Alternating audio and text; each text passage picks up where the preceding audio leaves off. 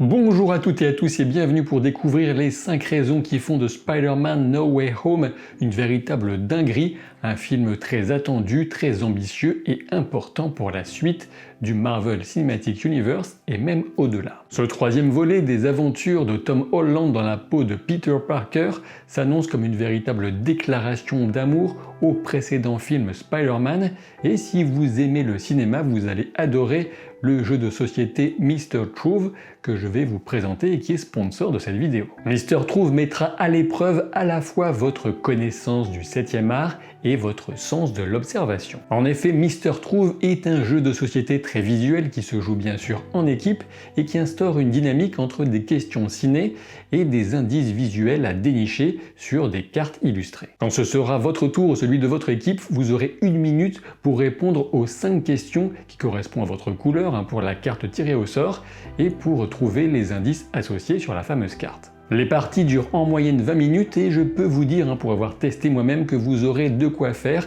avec les 3 couleurs de questions associées aux 80 cartes illustrées. Mr. Truth, c'est aussi un site internet dédié, une page Facebook très active et même une boutique attitrée. Vous trouverez les liens en description de la vidéo.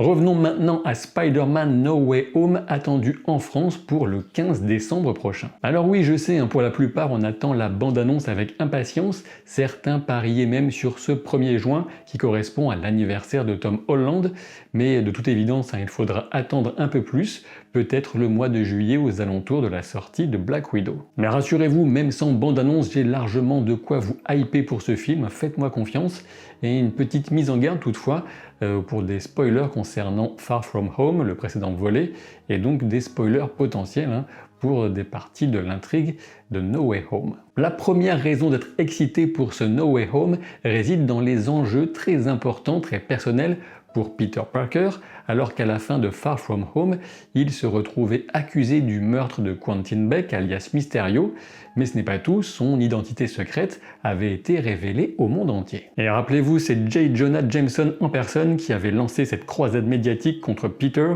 à la tête d'un Daily Bugle, version harangue des foules et chasse à la pseudo-vérité sur le net. C'est donc non seulement Peter qui sera directement en danger, mais aussi ses proches, puisqu'on se doute bien que des criminels voudront se venger ou faire pression sur Spider-Man. Le danger plane donc très gravement, notamment sur Tante May, aussi sur MJ, et pourquoi pas sur Ned, et surtout si ces deux-là voulaient aider Peter à se planquer, par exemple. Mais justement, il n'est pas sûr du tout que Peter cherche à se cacher, et il est possible que le film s'ouvre sur un procès en cours ou à venir. Et puisqu'on parle de procès et même éventuellement de lieux sanctuaires où trouver refuge, on en arrive à la deuxième raison d'attendre impatiemment ce film avec 2 personnages marquants, à savoir Matt Murdock et Stephen Strange. Et oui, j'ai bien dit Matt Murdock puisque je suis convaincu qu'on verra bien l'avocat faire une courte apparition dans Spider-Man No Way Home avec l'interprète Charlie Cox,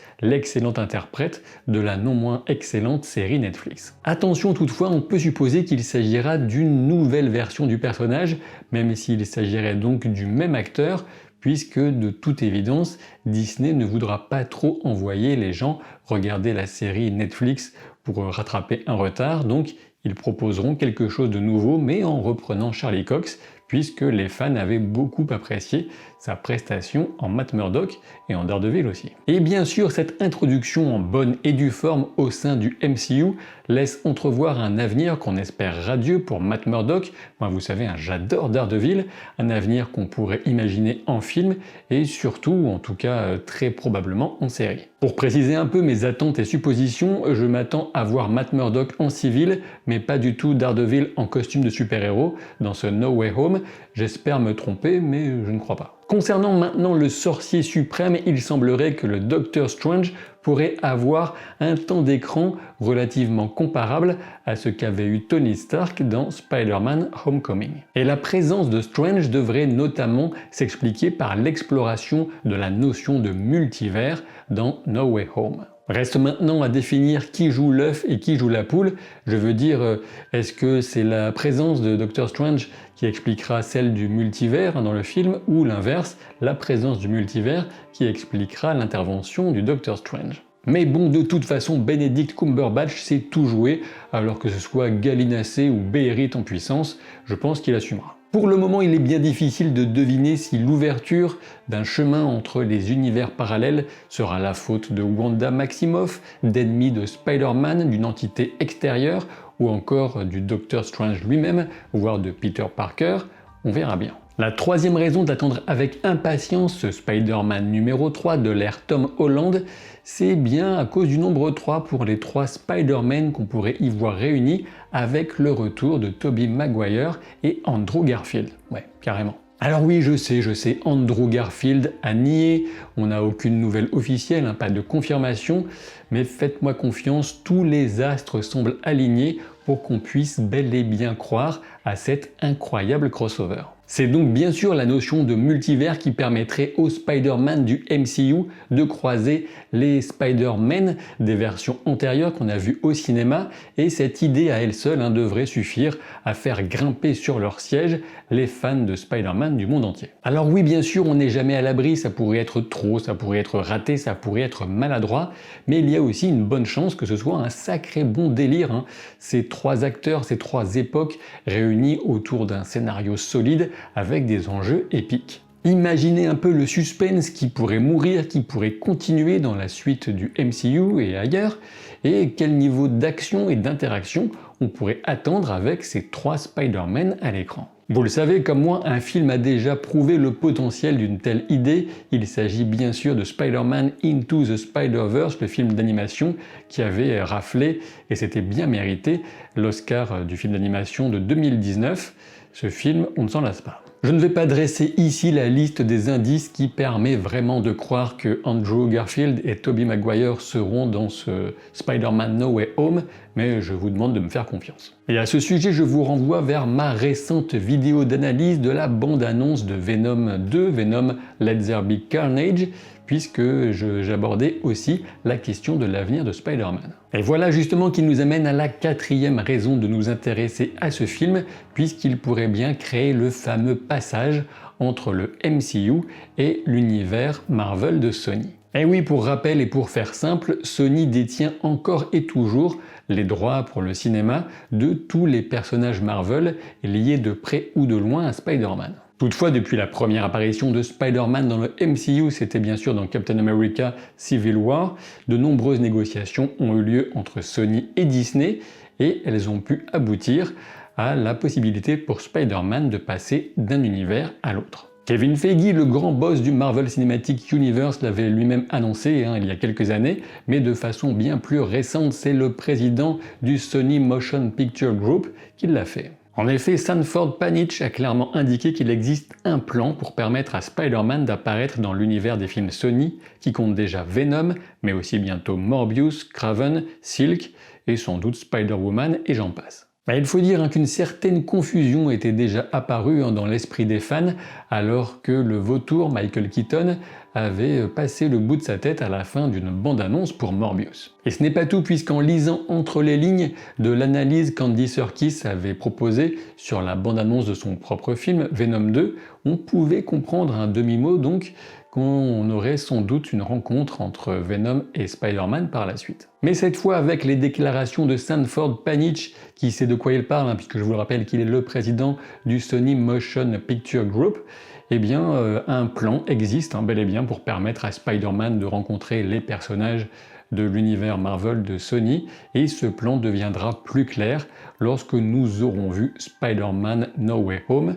Difficile d'être plus limpide sans carrément tomber dans les spoilers. Et puis même quand on y réfléchit un petit peu, le titre même No Way Home permet de laisser entrevoir le concept de multivers, puisque quand on change d'univers, difficile de rentrer chez soi. Comme j'avais déjà pu le dire dans 2 précédentes vidéos, la question qui reste en suspens, c'est de savoir quel Spider-Man passera d'un univers à l'autre, lequel ou lesquels rencontrera ou rencontreront Venom et les autres Gugus qui appartiennent à l'univers Marvel de Sony. Pour Sony, je suppose que l'idéal serait de pouvoir miser sur Tom Holland et les deux autres en bonus, mais ne sous-estimons pas la nostalgie justifiée autour du Spider-Man de Sam Raimi, ni la performance différente mais intéressante d'Andrew Garfield en Peter Parker. On en arrive à la 5e et dernière raison d'attendre très fort ce film, et il s'agit de la galerie de méchants, d'adversaires, de vilains qui nous attendent. Parce que oui, vous imaginez bien qu'avec 3 Spider-Man à l'écran, on va avoir un déluge d'antagonistes, et il serait au nombre hautement symbolique de 6. Et bien sûr, si je dis symbolique, c'est à cause des Sinister Six, un groupe d'adversaires iconiques de bande dessinée Spider-Man. Toujours dans le commentaire d'Andy Serkis sur le trailer de Venom 2, on pouvait éventuellement deviner que l'asile de Ravencroft pourrait être un lieu important pour réunir les adversaires des Peter Parker, et peut-être même l'endroit où des expériences traverseraient le fameux multivers. Asile ou pas, on sait déjà qu'on aura Jamie Foxx qui va revenir en Electro et Alfred Molina qui revient en Docteur Octopus, et rien que ça c'est déjà énorme, notamment pour le Docteur Octopus, qui était sans doute un des, sinon le méchant Spider-Man le plus réussi au cinéma. Et ce n'est pas tout, puisqu'on aurait aussi Rhino, l'homme de sable, le lézard, et enfin le bouffon vert,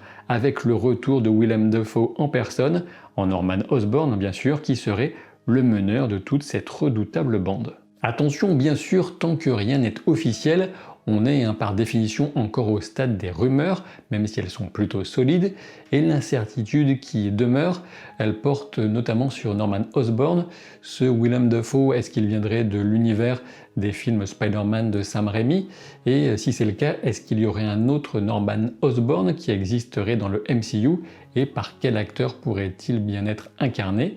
Ça, je serais bien content de le savoir. En effet, les fans sont très nombreux à attendre avec impatience l'introduction de Norman Osborn au sein du MCU, puisqu'il est lié à des tas d'histoires passionnantes, notamment, et pas seulement bien sûr, avec les groupes Thunderbolts ou encore les Dark Avengers. Vous l'aurez sans doute remarqué, parmi les adversaires que j'ai cités, les sinon, Mysterio n'apparaissait pas. Alors peut-être qu'il sera dans le film, je n'en sais rien, on ne sait pas s'il est vraiment mort, si quelqu'un peut reprendre le masque, le costume, son identité, mais quoi qu'il en soit, ce sera l'une des surprises que nous réservera ce film, et il devrait y en avoir beaucoup, puisque tous les chasseurs de scoop, les insiders comme on dit, qui s'intéressent au MCU, disent que ce film sera extrêmement ambitieux et donc très important pour la suite. Et bien sûr, si vous avez apprécié cette vidéo mais que vous n'êtes toujours pas abonné à la chaîne, que vous n'avez pas laissé un pouce en l'air et que vous ne m'avez pas dit en commentaire ce que vous pensez de ce film Spider-Man No Way Home, je serai obligé de sévir,